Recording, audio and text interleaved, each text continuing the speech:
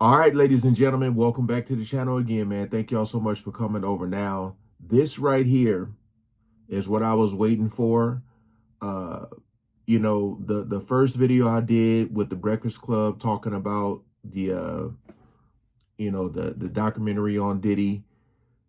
She had said that she only watched the first two parts. So I want to see what they have to say after watching the final two episodes, because like I said, there was a lot that was said in there, especially with the footage that Diddy, again, we gonna see what's gonna happen with that, with the footage that he had, because he was supposed to be making his own documentary, and again, Netflix got a hold of it. 50 Cent, the director, they got a hold of it, which is still crazy.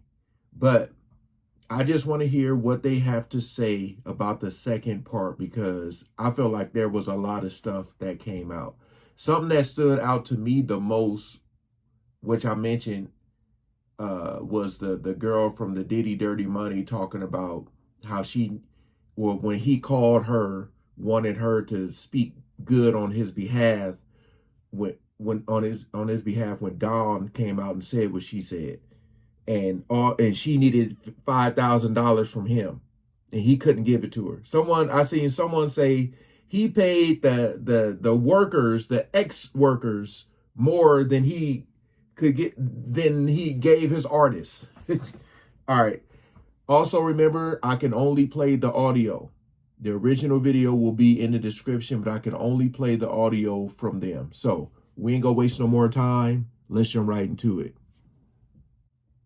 All right, so this is the last of the Diddy doc. So in the last two episodes, they reflect on a lot of things, and there's some of that new video that was exclusively showed in this documentary. So a part of this is Diddy having a conversation about reaching out when Dawn Richard filed her lawsuit. Remember that whole debacle? Mm-hmm. So they used the Breakfast Club to begin having a conversation about Diddy reaching out to people that were indicted or subpoenaed to potentially testify. Let's take a listen. Yeah. He had been reaching out to witnesses who had been subpoenaed. They're able to track it, according to the prosecutors, allegedly, on a timeline where there were some people that were subpoenaed that Diddy hadn't spoken to in years, but after they were subpoenaed, he directly reached out to them. He was actually telling people, I'm not supposed to be talking to you. Don't text me. So he knew what he was doing was not right. I got some recordings that I could let you hear as well. Baby girl, for real, no pressure. I just felt like me and you was close enough like that. I ain't never asked nobody to make a statement, you know what I'm saying? But I feel comfortable, and I feel comfortable asking you, because I know real deal, if it's a funeral, that you'll be jumping in my casket. It's crazy. Because I love you. Because you really love me. You know I really do. And you know how I feel about you. But it's all good. Sometimes you gotta put yourself and your family first, and I respect that. Who was that talking? So that was you, Diddy. Lauren? Yeah. So This dude, the manipulation, he's a narcissist, all that stuff, man.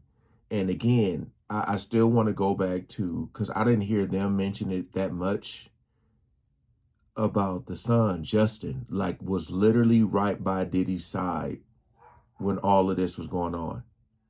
And remember, allegedly, they had allegations, against them, the sons too. And I was like, dang, the sons were even involved? What? And then you see him strategizing with Diddy, saying she gotta, saying, I think he said something like she gotta, because Diddy had got mad. He's like, yeah, Dawn is she's saying all this crazy stuff and this and this. And his son was like, yeah, she basically saying for the other chick to she gotta help you out. I was just tripping out, man. Tripping out. So again, when a lot of people were shocked about his sons possibly being involved in some stuff too, now you kind of see. No, the girl. Who's the girl? That was you, Lauren, right? The second girl he's talking about, that was Kalina Harper. That was from Dirty Money. So remember when Dawn Richard had dropped her lawsuit and made all those allegations, Kalina was the person that people wanted to hear from, because she would have been there and would have seen a lot of things. Right. And then she came out with that statement and said, I didn't see any of that. Basically, Dawn is lying, right? And people believed that she may have been Well, I don't think she necessarily said Dawn was lying.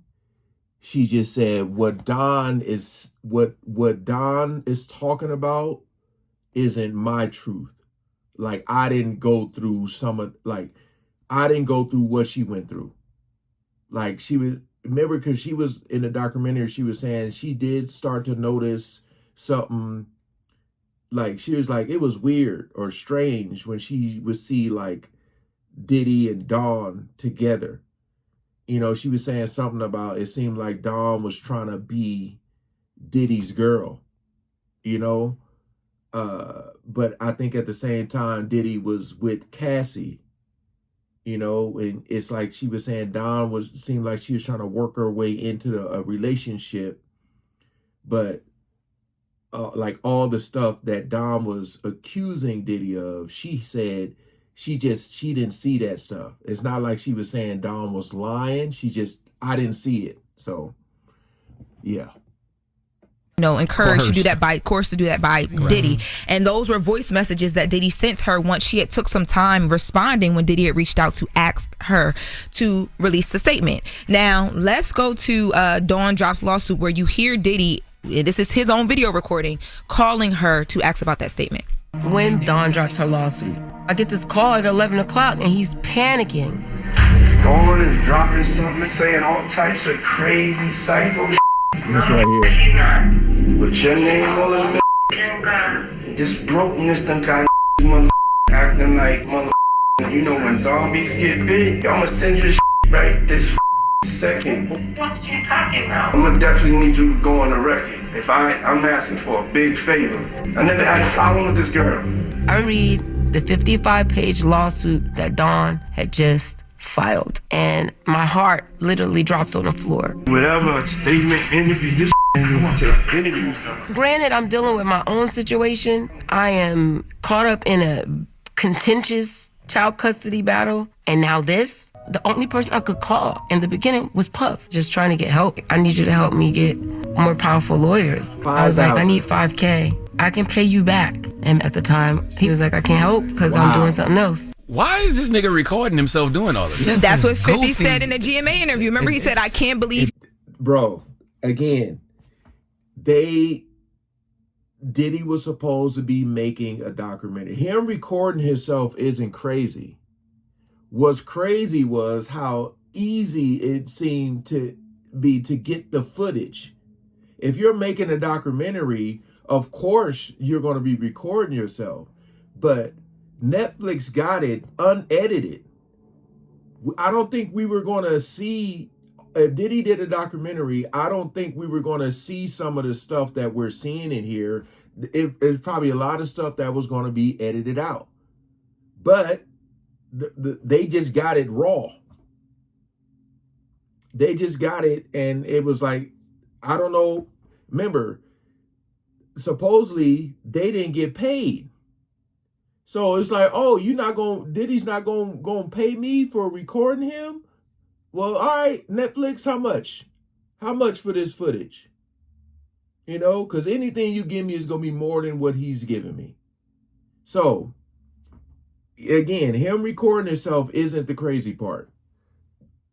He recorded some of this. Like the level of arrogance, right? The ego that one must have to be recording. Or the trust that he had in the videographer that he doesn't that ain't know. No trust. That's you thinking you still bigger than the program. But look, wasn't he trying to come out with his own movie or documentary or something like that? So that's probably why he was recording. But Diddy, I don't know if you guys, I mean, y'all have been around him even in a professional setting. He records everything. Like that's just what he does all the time. Who's been around him? In a professional, he's come here to the Breakfast Club and he records behind the scenes. But Lauren, this is supposed to be recorded. Not You're behind doing the an scenes interview. stuff. Not behind the scenes and you trying to beat a case. Look a little off. This man didn't think that this. I don't think he thought any of this was going to happen. He didn't think he was going to end up behind bars. Anyway? You shouldn't be recording. And when he came up here, he wasn't recording. When he came up to the Breakfast Club, he wasn't recording. Now he usually records when he comes Whenever up I've been around him, he's always he was recording. filming a reality show. Reality show. Oh yeah. Yeah, he was filming a he reality asked before. But let me ask you a question. So she asked Diddy for $5,000. Yeah. And Diddy told her no? Yes. So she was going back and forth with her husband about some custody situation, and she needed some money for an attorney, and Diddy told her no, but then turned around and called her and asked her to do this. And she did it. She released a statement. She said that she didn't hear nor see anything, and, you know, she rode with him this whole time, even in this. Now look, because this is also very important. Remember in videos that I've done in the past, I said when Diddy get out, how many people are going to be by his side? If Diddy was to get back to recording music and trying to sign artists, how many people are going to sign with Bad Boy? So I think, you know, especially with this documentary coming out, the fact that I always talk about Diddy having a come to Jesus moment in prison. Is he going to have that? The fact that it's been brought up that we all know that she needed $5,000. He said no, but she still went and helped. Think about an artist on Bad Boy, on his label, not even having $5,000, right? And she ended up helping him. She still helped him. I think he's going to remember that, and I think she did that thinking like in the future, he might help me out. We'll see though. We'll see. Because that might have been a huge moment for her. In the moment, it was bad. A bad decision. But moving forward, I think now it's going to be like he might end up paying her back, especially seeing this footage. You know? We'll see. Because she seemed like she's going to ride with him. That's the vibe I'm getting. We'll see. Documentary, she still says and talks about how much she loves him, but she said that was messed up because he wasn't there when she needed him. Okay. Now there's another part that you are going to be like, why would he record this? So the day that Dawn drops this lawsuit, Diddy is coming up with strategy with his son Justin about how to show that Dawn actually is like one of his homegirls for real. Let's take a listen. Hey yo, you think we can hire an editor to go and find all the Dawn clips? You're an editor, right? If you don't control your narrative, somebody else will control it. Some media wars. Let me ask you positive comments. Say any Dawn Richard interview where she speaks positively about her relationship with Diddy. Yeah, we did a lot of interviews. Those interviews, they want to talk about me. You know what I'm saying? In the interview, so we know, like, if we can track down the interviews, we know she hit you, right? We live in a real-time world. This case is going to be played in real time. It's going to be played in front of the public, billions of people in real time. He's worried about all the wrong things. He is concerned about all the wrong things. It sounds like he's still obsessed about what his image looks like, as opposed to dealing with the reality of his situation. And that is, you are facing some real serious accusations. You've been accused of some real serious crimes. And, you know, you should be having a lawyer just doing his due diligence to fight that. But he's trying to manipulate everything behind the scenes. But also in the documentary, it shows that he's trying to change his image because he's worried of what the jurors are going to see out there on him and feel like the jurors are going to be kind of leaning against him because what everybody's putting out there. That's why. And because you're on video stomping out a young lady in the middle of a hallway after running down the hallway with just a... Thank you. It's going to be hard to change your image, for people not to see your character. That's why I talked about with this video. Even though he was not being charged for that, how can you not look at that and hear the stories and like put the two together? You know, that's why that one juror, when he was like with the, you know, the whole domestic violence thing, I was like, bro, how do you not understand how, like, even the girl talking about how she still loved Diddy. She still helped Diddy out. When you're being so manipulated and I don't know, it was just weird. That's why I said it was so much in that case that didn't come out that I thought would, you know, but what Charlemagne said is actual facts right there. You know, he's worried about his image, but we already know that he didn't get the time everybody thought he was. So, yeah. Owl on looking like a goddamn madman. Yes. But that's part of the reason why he's trying to change his image in the documentary. Yeah. How about clean your soul up? How about be on your knees praying for repentance, praying for forgiveness? He didn't take How that. about sitting down and talking to a therapist? You know what I mean? Trying to get your ego right. He didn't take I said a come to Jesus moment. That is exactly what I'm talking about. Will he have that? that part. Like, what's going on? He didn't record that part. Well, there were other parts of the documentary as well too. They alleged some things with him and Biggie, which we've heard a lot of back and forth about them over the years. But they alleged that Diddy actually used Biggie's money to pay for Biggie's funeral. Let's take a listen. Sean assumed the position of his best friend in every article and publication, and that wasn't necessarily true. And I'm going to be there for them just like he would be there for them to make sure that they're all right. Sean said, we're going to do the biggest funeral for Biggie that New York has ever seen. And we start to put that together. He starts to see the price. And he says, we're going to do the biggest funeral, but Biggie's going to have to pay for this funeral. He was going to make the funeral be a recoupable charge to Biggie in death. This is one of my closest friends, and it's still one of my closest friends. I feel his loss. I just miss him so much. Sean doing a big show looks good on him, but he's not going to tell the world that Biggie was going to pay for it. He's probably one of the only people I had really trusted, for a long time. It's not a feeling that I really felt a lot, in my life. I don't know about it. And again, when you talk about Biggie's mother, how she did not like Diddy, and then it came out that Biggie really didn't like him. Remember, they were saying Biggie was trying to leave Bad Boy, but Diddy owned the rights to his music. Biggie dead. Diddy get all the royalties. I don't know how this is hard for people to see. I don't. Tupac was Biggie's competition. Tupac gone. Any of that, right? That's crazy. I know Biggie. Only people I had really trusted, for a long time. It's not a feeling that I really felt a lot, in my life. I don't know about any of that, right? That's crazy. I know Biggie just finding out. I know he mad up there. Yeah. Well, I reached out to the estate on some of the claims that were made to just see if they're going to say anything, even legally, because of where this kind of puts the conversation around just his legacy in general. But people are upset about some of the stuff that was added. People are really upset they're upset at 50 Cent. Crazy. And 50 Cent posted an hour ago. He says, I got a lot of ideas. Y'all on the dock. I'm already planning next year. I'm from Southside. We don't come to make friends. We come to take over. So, in the midst of everybody being upset and questioning, I think he's saying I hear y'all, but it doesn't matter. I'm doing what I'm doing regardless. And I know that there's been a cease and desist that was sent to Netflix from Diddy's team, claiming that 50 Cent shouldn't have been the one to do it because he has this malice towards Diddy and people were paid, and Netflix is saying nobody was paid and there was never a deal with Diddy. So it's caused some fallout. Yeah, but none of that has anything to do with the damage that Diddy did to himself. Boom. You know what I'm saying? You can send out your cease and desist and say things were unauthorized, but you still recorded that. Those things still came out of your mouth. Those were your actions that we actually did see, regardless if it was legal to do or not. Diddy, I haven't seen the whole doc, but from the clips I've heard, he just comes off as a con artist.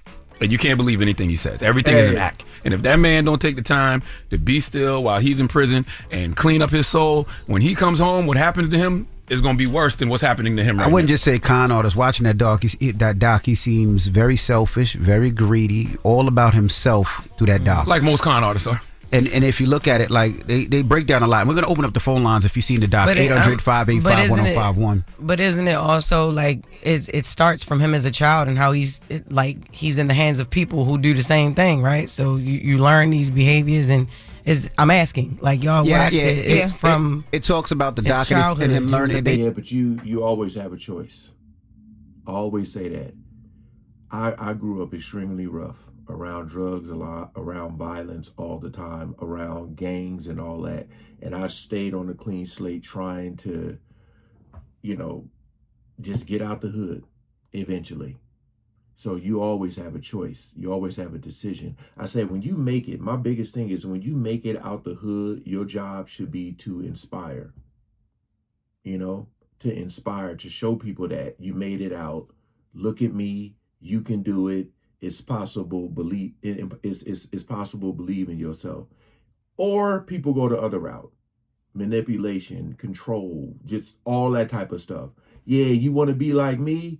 Now you at the top on this pedestal that people build up for you, and now Instead of you being built up to inspire, you're built up to look down on people. That's what he did. You know? So again, I get what she's saying, because a lot of people go through things in their childhood, and it's tough. It's tough to find balance, like what you seen. Like, I'm thankful for what I went through, because it allowed me to have street smarts, you know. But on the flip side of that, I don't try to indulge in that lifestyle. And Diddy seemed to be in it, you know. Say he learns things from his mother. Said he learned things from Andre Harrell. But it breaks down a lot. It talks about how, you know, Big didn't want to go to L.A. and kind of Puff wanted him to stay in L.A. It breaks that down. It breaks down the part that, you know, Biggie was supposed to be going to Europe to do shows. Puff wanted him to stay. And it breaks down a lot. And it insinuates... What that got to do with what he's in prison for, though? It doesn't. This is just... The documentary breaks down everything. I think of his life. it just leans into the whole, like, power, money, control. He does what he wants to do, and he doesn't care about anybody's regard. And which is the sentiment of everything we just watched him go through in court with everybody that, you know. And I'm just breaking down fast. Aubrey O'Day, she speaks about how Diddy sent her a message, and the message saying... Well, no, it was a woman who was at a party in Diddy's home that says allegedly says she witnessed Diddy and a security guard. Aubrey O'Day. Now, I was talking about the email that he allegedly sent her. Yeah. Remember the email that she read? Yeah, it's from that woman. Oh, from that woman. Yeah. Yeah, it's crazy, but... We're going to open up the phone lines, 800-585-1051. No, I think Envy was talking about the emails directly from Diddy when he was sending her pictures of himself, if you know what I mean. I think that's what Envy was talking about. But yeah, that Aubrey All Day situation was crazy. She was like, I don't even know if something happened to me, and I don't want to know. Also, too, they didn't really, I mean, they mentioned Clive Davis a little bit, but I thought it would be more into that. You know, it's crazy. People are mad at 50 Cent because he's exposing the truth. Like, really think about that. That's why it's hard for things to come out, because a lot of people be mad for the wrong reasons. You know, I've seen people say, oh, this is a distraction, this is that. Look, man, if there are a lot of people who are affected by this, and you see them in the doc, they're speaking out, they're talking, they have the platform to talk. You can't be mad at 50 Cent, man. It's like this is something Diddy did. You know, this is his doing. Again, the original video will be in the description if you want to see them talking and their facial expressions. It's the video that I'm watching. I just can't show it for copyright reasons. But I'm glad that they came back and talked about that. That whole Biggie situation with making him pay for his own funeral is like crazy. I'm waiting for Gene Deal. I want to hear what he has to say about this, because a lot of this stuff Gene Deal had been talking about. You know, that's why a lot of the stuff in the doc wasn't surprising to me, because I already had seen interviews and stuff. The people in the doc just kind of validated and confirmed what has been said already. But yeah, man. Again, appreciate you guys coming over and watching. Peace out.